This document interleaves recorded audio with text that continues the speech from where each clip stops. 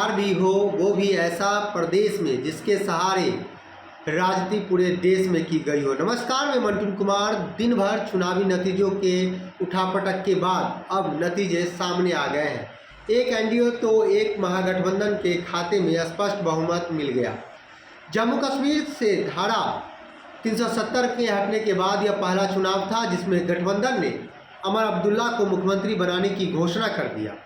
मैं समझता हूँ उमर अब्दुल्ला जो है वो सीएम बनेंगे। पहले वो जम्मू कश्मीर राज्य के मुख्यमंत्री रह चुके हैं, अब वो केंद्र शासित प्रदेश जम्मू के मुख्यमंत्री बनेंगे। एक लोकतांत्रिक देश में पहली बार जम्मू कश्मीर में 10 सालों के बाद चुनाव हुआ है। यह लोकतांत्रिक देश में पहली बार हुआ है जिसमें कोर्ट के फटकार के बाद चुनाव कराया गया। 370 हटने के बाद यह पहला चुनाव था जिसे भाजपा 370 हटाने का श्रेय अपने माथे लिया। असली मुद्दों पर राजनीति भी किया गया, लेकिन इस जम्मू कश्मीर में केंद्र शासित प्रदेश में उनका समर्थन नहीं मिला।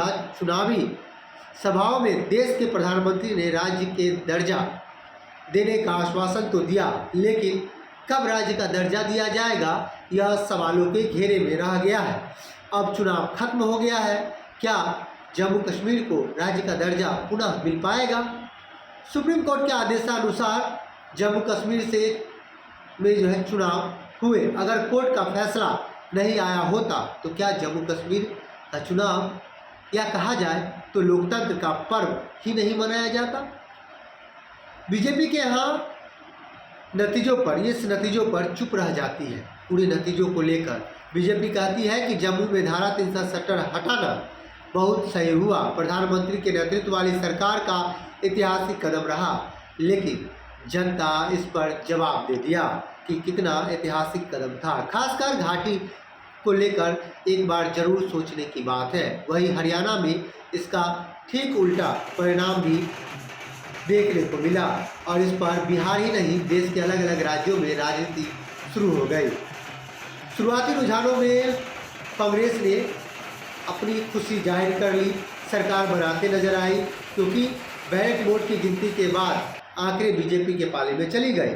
हालांकि हरियाणा में चुनाव रुझानों के बीच में चुनाव आयोग पर सवाल खड़ा हो गया, क्योंकि उस दौरान वेबसाइट स्लो हो गया था। उसके बाद परिणाम बीजेपी के पाले में चले गए। वहीं पवन खेरा से लेकर तमाम नेताओं ने सवाल खड़े कर दिए। पप्पू यादव ने यहाँ तक कह दिया कि गठबंधन में सभी दल एक साथ आइए और इस इलेक्शन कमीशन का विरोध करें। वहीं तेजस्वी यादव ने भी इस रिजल्ट को लेकर ऐसा बयान दे दिया, कहीं ना कहीं इलेक्शन कमीशन सवालों के घेरे में फिर आ गया है। और जम्मू कश्मीर में जो रिजल्ट आया, आप क्या कहेंगे? देखिए, 2 राज्यों में है। एक जगह जो एनसी कांग्रेस की सरकार बन रही है, दूसरी जगह जो बीजेपी फिर से सरकार में आ रही है। हरियाणा का माहौल कुछ और लग रहा था। बड़े से बड़े जर्नलिस्ट हों, बड़े से बड़े विद्वान हों, या खुद बीजेपी के खुद नेता ही कॉन्फिडेंट नहीं थे हरियाणा के बारे में, तो एक आश्चर्यजनक रिजल्ट आया है। ये अब चुनाव लड़ना ही नहीं चाहिए। जिस तरीके से अब मुझे समझ में नहीं आती है। देखिए, मैं बैलेट पेपर की जब गिनती हो रही थी, बैलेट पेपर की, तो कांग्रेस 70 सीट पे आगे थी और बीजेपी 10 सीट पे थी।